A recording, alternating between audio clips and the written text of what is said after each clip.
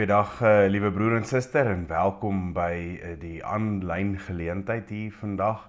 Ons aanlyn bediening hier by die Breinpark. Ek hoop dat jy ook iets van die Here se teenwoordigheid so sal beleef in jou lewe, terwyl jy so saam met ons ook uit die woord uitleer.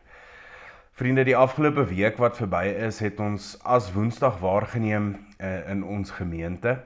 Nou is jy dalk 'n bietjie onseker is oor wat as Woensdag is. Dit is 'n geleentheid wat ons in verootmoediging en met gebed nader na die Here toe, ook om iets van ons gebrokenheid as mense te beleef. As Woensdag is ook die begin van die volgende fase in ons kerklike jaar, waar ons nou vir die volgende 6 weke in lydingstyd is.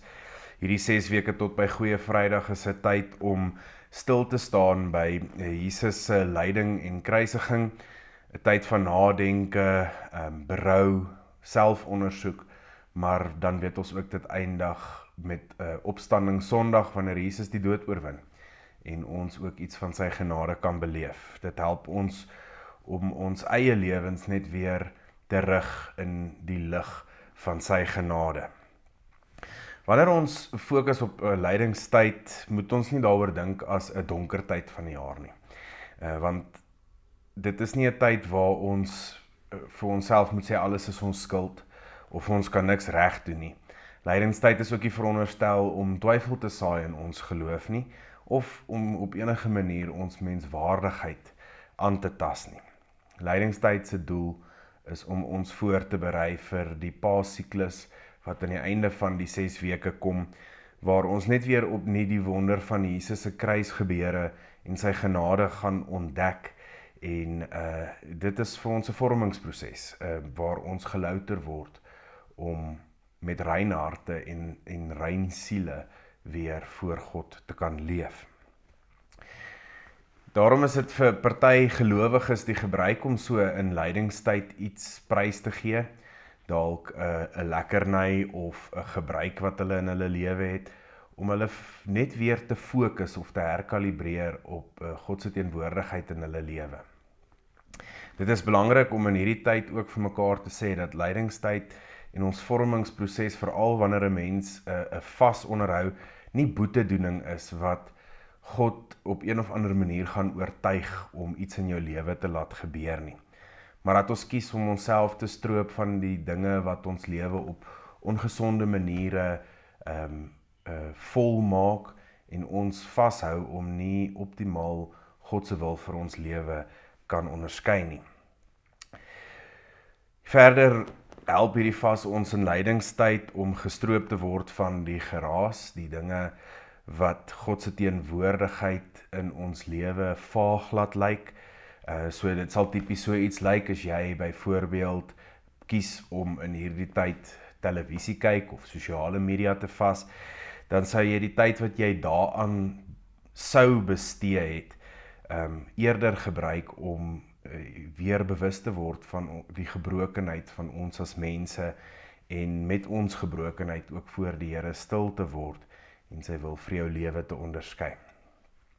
Lydingstyd is 'n goeie tyd om na te dink oor ons gebrokenheid as mens, terwyl ons in afwagting ook die pad na Jerusalem toe stap saam met Jesus, na 'n kruis toe, 'n kruis van genade wat uiteindelik dan met Goeie Vrydag en Opstanding Sondag opnuut weer vir ons gegee word. Ons lees vanoggend die verhaal saam van Adam en Eva in die tuin van Eden, en waar hulle die opdrag gekry het om nie van die boom van kennis van goed en kwaad te eet nie. En hoe hierdie skuif dan nou plaasvind op die ou einde, wanneer hulle wel ongehoorsaam is aan God, dan dat daar 'n skuif plaasvind tussen Genesis 2 en Genesis 3, 'n skuif in die verhouding wat hulle met God het, 'n skuif in hulle verhouding tussen mekaar, man en vrou, en ook 'n skuif in die verhouding met wat die mens het met die natuur. Dis eintlik 'n bietjie 'n lang gedeelte, as 'n mens dink die hele Genesis 2 en 3, so ek gaan vandag net stukkies uitlig, en dan saam met jou gedeeltes lees en ander gedeeltes net vertel. Kom ons luister so saam. In Genesis 1 lees ons daar van 'n skepingsverhaal waar God die hemel en die aarde en alles daarin geskaap het, en dan in Genesis 2 hier van vers 4 af, kry ons weer 'n skepingsverhaal wat uiteindelik vir ons wil vertel hoe God 'n tuin aangelê het in Eden en die mens dan ook daar in die tuin gevorm het en hulle daar in die tuin geplaas het. En toe kom hierdie opdrag in vers 15. Die Here God het die mens geneem en hom in die tuin van Eden geplaas om dit te bewerk en op te pas. Die Here God het die mens beveel, van al die bome in die tuin mag jy na hartelus eet, maar van die boom van die kennis van goed en kwaad, daarvan mag jy nie eet nie, want die dag wanneer jy daarvan eet, sal jy beslis sterf. Dan in die verhaal verder sien God dat die mens alleen is en om vir hom 'n helper te vorm, iemand wat saam met hom kan dien, dan vorm Jesus die diere ook uit die grond uit, maar onder die diereryk wat dan hier voor die mens is, kry die mens nie vir hom 'n gelyke of 'n geskikte helper nie. Toe bou God uit die mens se ribbebeen vir hom 'n vrou wat sy gelyke en sy helper kan wees. Genesis 2 sluit dan af met hierdie vers in vers 25. Hulle twee was naak, die mens en sy vrou, maar hulle was nie skaam vir mekaar nie. Kom ons stop vir 'n oomblik net eers hier. As jy dalk saam met my in jou Bybel lees, dan kan jy nog jou Bybel oophou. Ons gaan net nog 'n entjie verder saam lees. Maar as ons nou hierdie teks in lydingstyd gebruik vir ons nadenke, lyk dit vir my of ons deur hierdie teks uitgenooi word om vereers hierdie groot kosmiese bewegings van die skepingsverhaal vir 'n oomblik net op sy te skuif en eerder te reflekteer oor die tekortkominge en die wesenlikheid van die mens. Veral ons deel ook in die besluite wat ons neem en die gevolge wat kom vanuit die besluite wat ons neem, die verantwoordelikheid wat ook daarmee gepaard gaan dat ons as mense 'n vrye wil het. Dit lyk tog vir my asof God die mens geskape het met 'n vrye wil. Wanneer hy die mens in die tuin van Eden plaas, dan sê hy van al hierdie bome mag jy eet, na hartelus. Ek gee net vir jou een grens en dit is dat die boom van kennis van goed en kwaad, daarvan mag jy nie eet nie. Dis die opdrag, en hy vorm ook dan al die diere en hy gee vir die mens die opdrag, hy gee vir die mens die vrye wil. Hier kan jy besluit wat jy die diere wil noem. En dan hier gebeur die skuif dan van Genesis 2 af na Genesis 3, wanneer ons dan nou so saam lees uit Genesis 3 vers 1. Die slang was listiger as al die diere van die veld wat die Here God gemaak het. Hy het vir die vrou gevra, is dit werklik so dat God gesê het, julle mag nie van enige boom in die tuin eet nie? Die vrou het die slang geantwoord, van die vrugte van die bome in die tuin mag ons eet, maar oor die vrugte van die boom wat in die middel van die tuin is, het God gesê, julle mag daarvan nie eet nie, en dit nie aanraak nie, anders te sterf julle. Die slang sê toe vir die vrou, julle sal beslis nie sterf nie, maar God weet, dat die dag wanneer julle daarvan eet, julle oë sal oopgaan, dan sal julle word soos God, wat goed en kwaad ken. Hier, in hierdie gedeelte van die verhaal, veranderde hierdie skuif van Genesis 2 na Genesis 3. Maar iets wat my bygeval het, terwyl ek besig was met my leeswerk vir hierdie preek, is hoe baie hierdie verhaal met my resoneer in my eie huisgesin. Ons seentjie is nou in sy terrible twos, as ek het so kan sê, die fase van sy lewe waar hy nou agterkom dat daar grense is. En dat ons as sy ouers vir hom grense stel, en hy toets hierdie grense om te kyk hoe sterk is dit, en waar die grense is, en hoe ver kan hy eintlik hierdie grense skuif. Ek staan eendag in die kombuis en ek is besig om kos te maak, en my seun sit saam met my in die kombuis by die kombuisblad, en op die kombuisblad lê daar 'n pakkie Oreo koekies. Dis 'n gunsteling in ons huis. En hy vra vir my of hy 'n koekie kan eet. Ek is besig om die aandete voor te berei, en ek sê toe vir hom, nee, ons gaan eers ons kos eet, eers ons aandete eet, dan sal ek vir jou 'n koekie gee vir pudding. En ek kan sien hy is ongelukkig daaroor, maar ek draai toe om en ek is besig om iets te roer op die stoof en ek hoor toe daai geritseling van daai Oreo pakkie koekies. Noodloos om te sê, het ek die pakkie koekies by hom weggevat, want dit was my grens wat ek gestel het. En hy was ongelukkig daaroor. Ek het geweet wat kom, ek het geweet nou kom die ongelukkigheid, die huil, die tantrum oor hierdie grens wat nou duidelik en hard gestel is. Ek het hom maar van die hoëstoeltjie by die kombuisblad afgehaal, sodat hy homself nie kan seermaak nie, en daar op die vloer van die kombuis moes hy toe nou probeer om saam met my deur hierdie emosie te werk. Soos hierdie pakkie koekies, dink ek is dit met ons ook in ons lewe. Ons is maar nog steeds in sekere opsigte besig om teen grense te rebelleer wat in ons lewe is. Hy was ongelukkig oor hierdie grens en hy het dalk gevoel dat ek onnodig is, dat ek dalk nie verstaan wat hy wil hê nie. Hy was frustreerd gewees oor die feit dat daar miskien dalk 'n kommunikasiegaping kan wees tussen my en hom. Hy het dalk nog nie heeltemal verstaan hoekom hy nie hierdie koekies nou mag eet nie.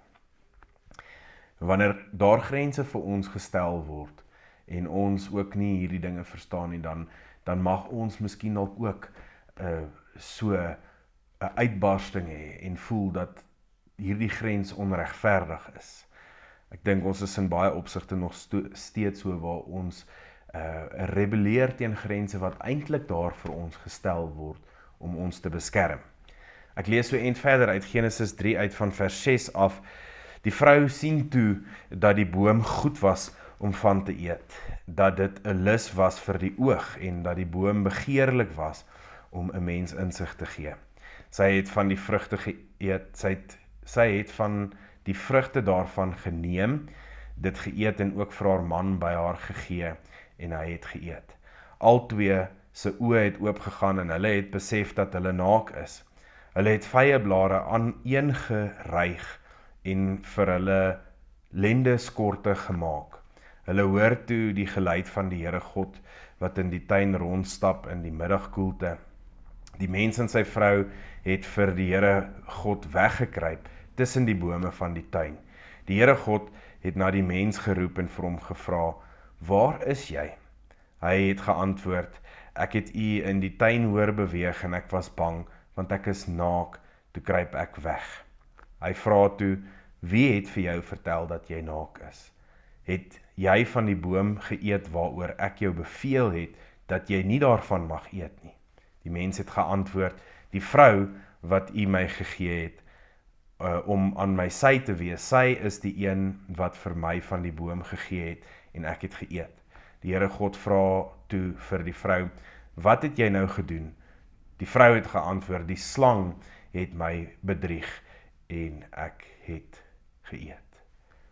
Ons lees tot sover. Hoor mooi hierdie skuif van Genesis 2 na Genesis 3 wat hier gebeur. Die vrou hoor die stem van die slang, sy hoor sy redenasie, sy sien die boom, hoe mooi die boom lyk, dit lyk of dit lekker vrugte is om van te eet. Sy vat aan die vrug, voel dit, sy eet van dit, sy proe dit. Nadat ek hierdie verhaal gelees het, hoor ek hoe my seun waarskynlik vir my sou kon vra, "Maar pappa, wat is die doel dan daarvan om koekies te koop as ons dit nie mag eet nie?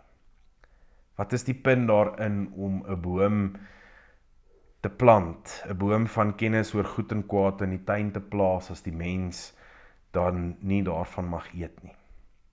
Ek dink dit wys net weer vir ons hoe God ons as mense geskape het met 'n vrye wil. As ons dit dan vir mekaar kan sê, dan kom ons vanoggend by die draaipunt van hierdie teks in ons lydingstyd refleksie. Hoe lyk die keuses dan wat ons vanuit ons vrye wil maak? Hoe gebruik ons vrye wil om ons lewens te rig? Maar verder, hoe lyk die verantwoordelikheid oor die keuses wat ons maak? Ons eie verantwoordelikheid. Kan jy pa staan vir die dinge wat jy kies? het die mens in sy vroupa gestaan vir hulle keuses, toe God vir hulle vra, het jy van die boom geëet, wat ek jou beveel het, om nie van te eet nie? Die antwoord kortom is nee. Die vrou sê, die slang het haar verlei. Die slang het gesê, dis sy skuld. Die man sê, nee, dis die vrou se skuld. Die slang saai twyfel in hulle harte, hy trek God se geloofwaardigheid in twyfel. Mense sou waarskynlik nog aan 'n paar ander verskonings kon dink, as jy so deur die teks lees, dalk op 'n antwoord kon kom van, hoekom is die slang daar? Hoekom as God die diereryk geskape het, het hy nie maar eerder gekies om die slang uit te los nie? Is dit dan eintlik God se skuld? Het hy die mens beproef? Wou God hulle versoek? Dis alles deel van hierdie verskonings waaraan ons kan dink. Maniere hoe ons die skuld op iets anders te kan plaas eerder as op onsself. Maar wanneer God die vraag vra, het jy van die boom geëet? Dan antwoord hulle nie met ja, Here. Ons is jammer, dit was ek wat van die boom geëet het nie. Hulle plaas die skuld onmiddellik op iets anderste. En dit is mos maar 'n menslike ding om te doen. Ons doen dit self ook gereeld in ons lewe. Ek weet nie of hierdie woorde dalk vir jou bekend klink nie, maar wanneer daar iets slegs gebeur of ons staan voor 'n moeilike keuse in ons lewe om te maak, 'n situasie wat ons dalk nie 'n uitkoms voor het nie, dan sê ons mos altyd, die duiwel is weer los. Ek hoor so baie hierdie woorde waar mense sê, dit kom van die duiwel af. Die duiwel wil my nou weer laat val. Ek dink dit is net te maklik vir ons om vir die duiwel skuld te gee oor die dinge wat verkeerd loop in ons lewe. Want anderste, as ons nie die skuld op die duiwel kan plaas nie, dan word ons gekonfronteer met die gebrokenheid van ons eie menswees, ons eie tekortkominge, ons eie foute. Ons demoniseer maklike saak as dit naby aan ons gebrokenheid kom. Maar soos ons in lydenstyd dan nou ook oor Genesis 2 en Genesis 3 reflekteer, word ons juis uitgenooi om anders na hierdie dinge te kyk, om ander dinge raak te sien. Daar in Genesis 2 na 3 is 'n grens wat gestel is, 'n grens wat gestel word in liefde vir die mens se eie beskerming. Daar is vrye wil om vry te leef en die regte keuse te maak, maar wanneer hierdie grens dan nou oorskry word, dan is die konfrontasie daar. Die konfrontasie lyk so, het jy van die boom geëet? Is die boom dit wat boos is? Was die grens wreed gewees? Die vraag wat God gevra het, was dit manipulerend? En dit wys vir ons dat ons verhouding met God nie 'n ruimte is waar God beheer wil uitoefen of afdwing nie, maar dat ons verhouding met God eerder net ons lewe moet beïnvloed op 'n positiewe manier.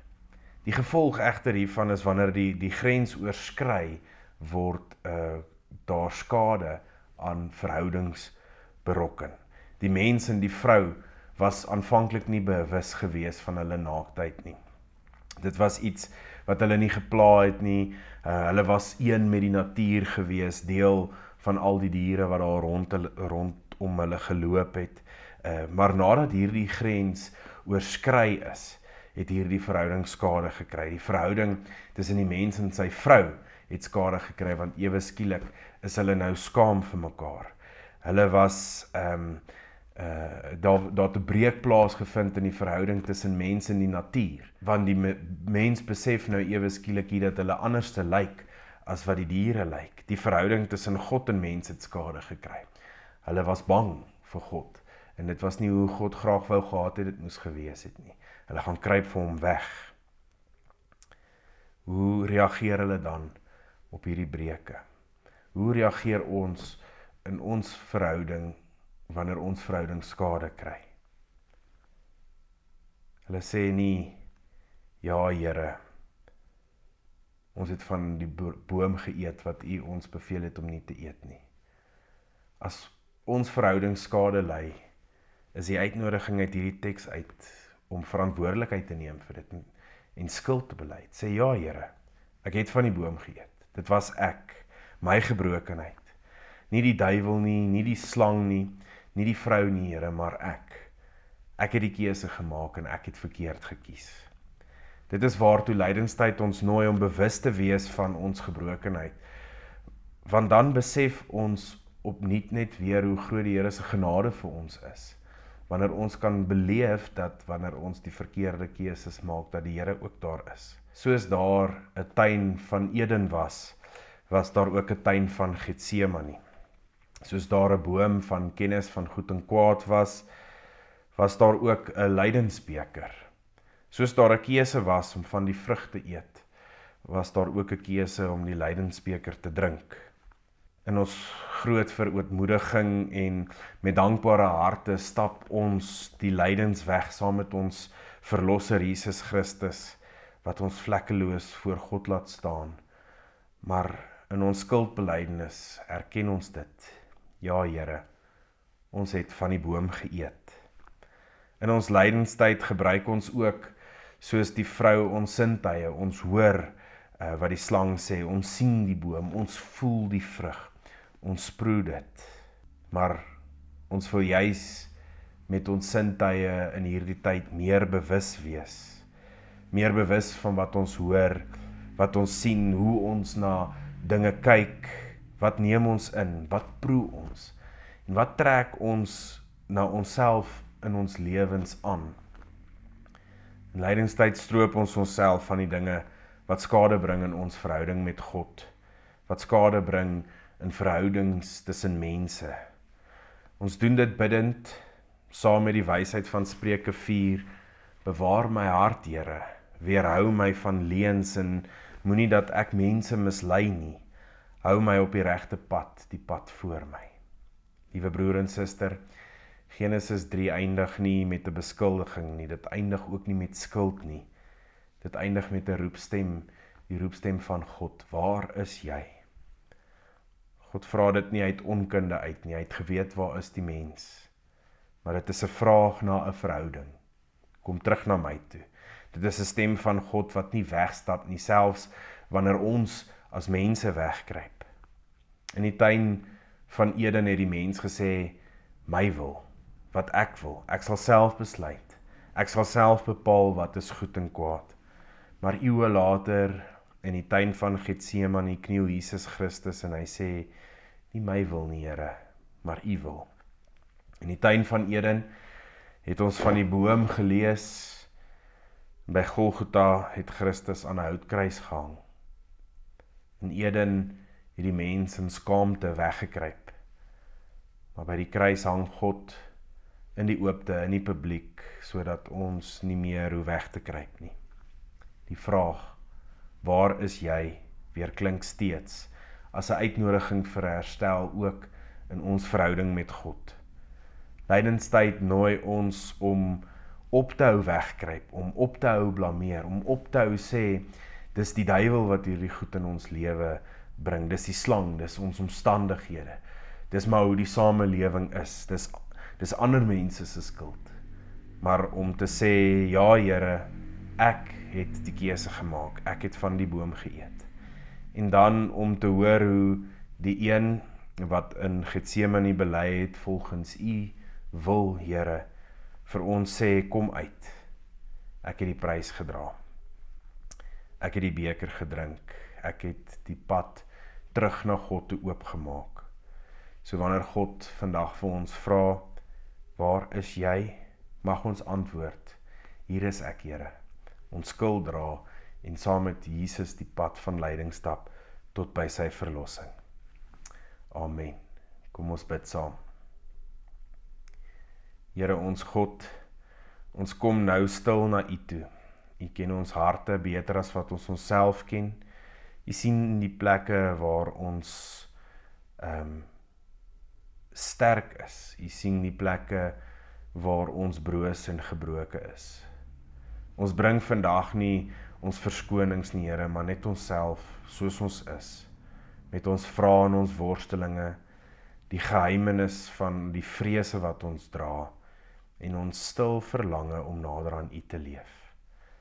Vorm ons in hierdie lydingstyd, leer ons om stadiger te leef, Here, dieper te luister en eerliker te bid.